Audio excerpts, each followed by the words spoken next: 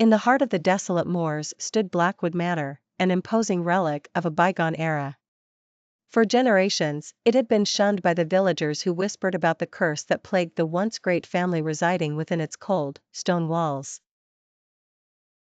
The air around it seemed to thrum with a palpable dread, and no one dared to venture near after twilight.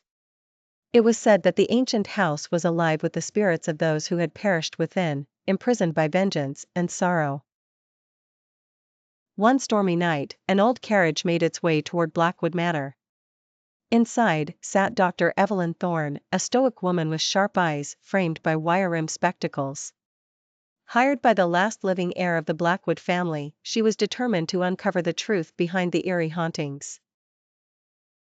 With her was Eliza, her loyal assistant, a young woman of frail appearance, but with a will of iron. The manor's once grand halls were now filled with decay, its opulence fading into shadows.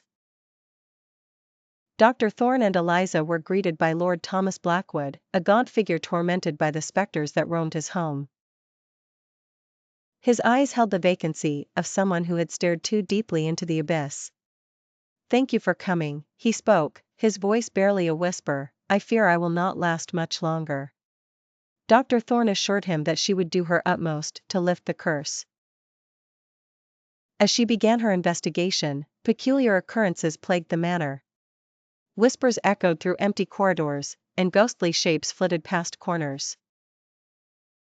Age-old portraits seemed to follow their movements with hollow eyes. Despite her rational mind, Dr. Thorne couldn't deny the presence of something sinister. One evening, while examining the forgotten library, Eliza uncovered a diary bound in cracked leather. It belonged to Lady Isabella Blackwood, the tragic matriarch of the family, whose sorrowful tale was etched into its brittle pages. From the diary, they learned of a forbidden love affair between Isabella and a stable hand, which ended in betrayal and murder. Isabella's spirit, consumed by rage and heartache, had cursed the manor and its inhabitants. Determined to break the curse, Dr. Thorne and Eliza performed a séance to communicate with Isabella's restless spirit. The temperature in the room plummeted, and the flame of their lantern flickered precariously. A chill ran through their veins as the spirit revealed herself. A ghostly visage with hollow eyes, and a voice that trembled like the gusts of a furious storm. "Set me free," she pleaded, her mournful wail echoing through the room. "Avenge my death." The scene was interrupted by a deafening crash. Lord Blackwood had entered, driven to madness by the spirit's constant torment. With wild eyes and a dagger in hand, he spoke of ending the curse by any means necessary. It was in that chaotic moment that Dr. Thorne realized the curse was not just an ethereal presence, but was intricately tied to the guilt and madness eating away at Lord Blackwood.